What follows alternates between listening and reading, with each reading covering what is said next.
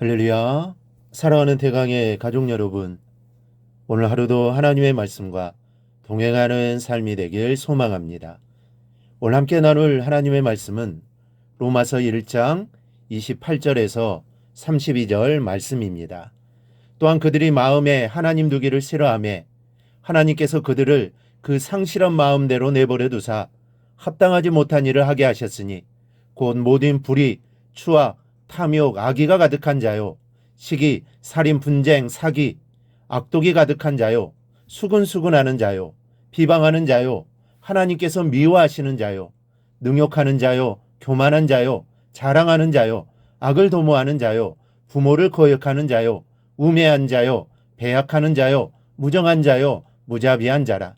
그들이 이 같은 일을 행하는 자는 사형에 해당한다고 하나님께서 정하심을 알고도 자기들만 행할 뿐 아니라 또한 그런 일을 행하는 자들을 옳다 하느니라. 아멘. 어렸을 때 이 부모의 잔소리 한번 안 듣고 자라난 사람은 없을 겁니다. 학교에 들어가면 선생님이 공부하라고 잔소리하고, 또 결혼하면 아내의 잔소리가 끊이질 않습니다. 또 직장에 가면 상사의 잔소리 또한 지겹습니다. 세상에 어딜 가든지 어디에서 무엇을 하든지 이 잔소리를 피해갈 사람이 없습니다. 그러나 사람들은 공통적으로 간섭을 싫어합니다. 이 참견도 싫고 일일이 캐묻는 것도 짜증이 날 때가 많습니다. 그저 자유롭게 놔두기를 바랍니다. 자기 하고 싶은 대로 하고 살고 싶은 대로 살고 싶은 것이 인간의 공통적인 욕망입니다. 하지만 이것은 어디까지나 상대적인 생각이라는 것을 알아야 합니다. 만약 아무도 자신에게 말을 걸어주는 사람이 없다거나 충고나 지도해주는 사람이 없다고 생각해 보십시오. 아무도 나에게 간섭하지 않는다는 것은 인생의 비극인 것입니다. 본문에는 하나님께로부터 버림받은 또 한 종류의 사람이 등장합니다. 그리고 그들이 왜 버림받았냐 하면 그들은 마음에 하나님 두기를 싫어했기 때문입니다. 그렇다면 마음에 하나님 두기를 싫어한 이유는 무엇입니까? 바로 하나님의 간섭을 싫어했기 때문입니다. 왜냐하면 모든 관심이 세상의 쾌락과 향락에 집중되어 있기 때문입니다. 그러니 하나님을 마음에 둘 수가 없습니다. 하나님은 인간에게 거룩한 것을 요구하시고 거룩하게 살 것을 바라시기 때문입니다. 그리고 다른 사람들을 위해 자기 인생을 나눌 것을 요구하시기 때문입니다. 그러니 인간이 자기의 악한 욕심을 채우려면 어떻게 하겠습니까? 하나님을 어떻게든 멀리할 수밖에 없는 것입니다.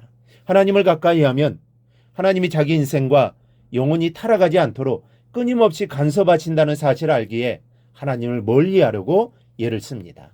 왜냐하면 자기 욕심대로 자기 마음대로 살기를 원하기 때문입니다. 그러나 여러분, 이 한 세상 길에 얼마나 길다고 그렇게 욕심만 채워야 하겠습니까? 욕망을 만족시키며 살기보다는 하나님의 간섭을 달게 받고 하나님을 만족시키는 삶을 사는 것이 진정 행복한 삶입니다. 그러면 영생이 내 것인데, 영원히 기쁨과 만족 속에서 살 것인데, 사람이 이것을 알지 못하고 이 세상이 전부인 줄 알고 매달립니다. 그런데 이러한 삶은 정말 어리석은 모습입니다. 우리 모두 이런 어리석은 모습이 아니라 지혜로운 사람이 되기를 원합니다. 마음에 하나님 두기를 바라고 하나님의 간섭을 즐거워하면서 이 세상보다는 저 하늘나라를 꿈꾸며 사는 성도들이 되시기를 바랍니다. 그런데 만약 마음에 하나님 두기를 싫어하면 어떻게 되는 것입니까? 죄악의 늪에 삼켜지게 됩니다. 이 본문 29절로부터 31절 단 3절에 불의, 추악, 탐욕으로 시작해서 자그마치 모두 21가지의 죄악이 나열되어 있습니다. 하나님이 그냥 내버려 두셔서 이 21가지에 달하는 죄에 범벅이 되어버리고 만다는 것입니다. 그리고 32절은 이 죄들 하나하나가 모두 사형에 해당하는 죄인 것으로 하나님이 정해 놓으셨다는 것입니다. 여러분, 하나님을 마음에 두지 않고 하나님의 간섭을 거부한 자들은 브레이크 없는 자동차와 같습니다. 이 도덕적인 판단력이 흐려져서 스스로 멈출 줄 모르고 제약의 우렁텅이로 돌진하고는 멸망으로 끝나는 것입니다. 이 태아는 엄마의 뱃속에서 성장하는 10개월 동안 자신이 지낼 수 있는 최고의 보호막을 갖고 있습니다. 그것이 바로 이 자궁이라는 안락한 집입니다. 그런데 혹이라도 태아가 스스로 이 어머니의 자궁을 찢고 밖으로 나오는 거 혹시 보셨습니까? 그건 말도 안 되는 얘기입니다. 그런데 이런 일을 있을 수 없는 일이 영적으로 일어나고 있다는 사실입니다. 하나님을 마음에 두지 않고 하나님 간섭을 피해서 자기 마음대로 살려고 하는 인간의 모습이 바로 태아가 자기 어머니의 자궁을 스스로 찢고 나오는 것과 같은 것입니다. 태아에게 자궁이 가장 안전하고 유일한 보호막인 것처럼 인간에게는 하나님이야말로 가장 안전하고 유일한 보호막이기 때문입니다.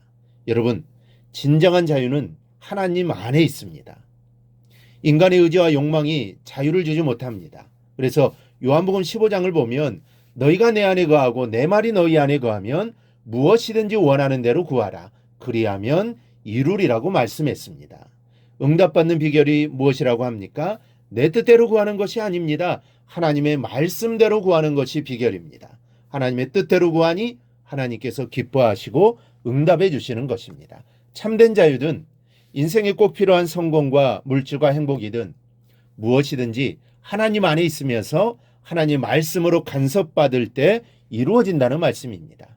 이 말씀을 깨닫고 하나님 안에서 바라는 것을 얻는 복되고 귀한 성도들이 되기를 바랍니다. 주님 안에 모든 것이 있습니다. 이 사실을 절대로 잊지 말아야 합니다. 이 사실을 잊지 않아야 기쁘고 복된 삶을 사는 것입니다.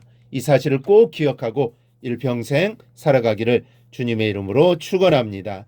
오늘 묵상한 말씀을 굳게 잡고 삶으로 실천하며 살아내는 대강의 모든 성도들이 되기를 축복합니다.